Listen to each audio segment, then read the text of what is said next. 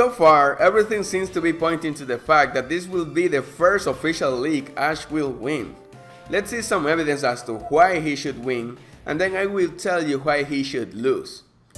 First of all, Kukui announced that whoever ends up being the champion will have a match against the Masked Royale, who has an Incineroar while Ash has a Torracat.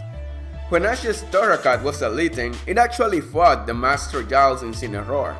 During that fight it was that it evolved, but it still ended up losing. There was this episode where Ash went back in time with Torracat and met Kukui as a kid, who was walking by with his Litten. Ash told Kukui about gyms and leagues that time, and that inspired Kukui to make a Pokémon League. They even had a Pokémon battle which Ash won. Believe it or not, there are actually some rumors that indicate that Kukui and the Masked Royale are the same person. Crazy, right? Which would mean that Ash and Kukui are actually tied and they haven't had that rematch that the Masked Royale mentioned during their battle.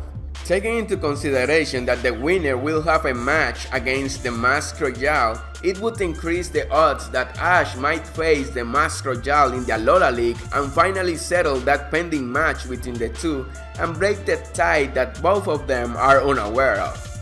It sounds pretty cool that Ash would be Alola's first champion, but here is the thing. You see, in this league, the participants didn't earn the right to be there. Kukui decided that anybody could participate, whether they had accomplished the Island Challenge or not. As far as I know, the only ones from all the participants that completed the Island Challenge were Gladion and Ash. I am not sure whether Hao completed the whole Island Challenge or just fought Hala. This means that the fights Ash has had have been against regular people instead of full-fledged challengers as a standard league should be. These people aren't worthy of participating in the league. I mean, just look for yourself which ones are the 16 contestants. Faba, Samson Oak, Lily, Jesse and James? The only ones worthy are Gladion and Ash, and maybe, just maybe, Hao, Kiawe, Acerola, Ilima, and Mina. On top of that, only one Pokemon per battle could be used up to the semifinals, where 2 could be used instead. Nothing about a full team of 6 as it usually is. If you choose the first Pokemon right, you are very likely to win, whereas with a full team of 6, you could never know who would come out on top. Do you consider the Orange Islands a Pokemon League? Ash did win that one and people still refer to him as the league loser, since that league is considered filler. In the Alola League, nobody had to beat any gym leaders, trial captains, or island kahunas. And let me ask you this, despite Ash having completed his Island Challenge, do you consider these league's challengers as worthy adversaries to become a Pokemon champion? Would it truly have meaning? Being Alola's first champion sounds good and all, but it doesn't feel right.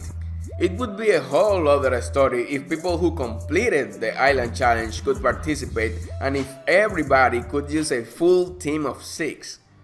Look, being completely honest, I am not a huge fan of Ash, mostly because the way he wins his battles, like his Pokemon withstanding several super effective hits while defeating others with 1 or 2 hits. Or like Pikachu beating a Tyranitar and a Metagross during the same match. And don't get me started about his battle with Hao. Come on, I can't even fathom the pain and frustration that Hao must have felt after that. If Ash were to win a league I can actually admire him from, it needs to have fought strong trainers with good strategy and taking into consideration type matchups. Not like let me go with this Pokemon just because I feel like it. What do you think of Ash winning the Alola League? Be sure to let me know in the comments below. Let's see what awaits us in the next few episodes. Sadly, I think he's gonna win, but he certainly shouldn't.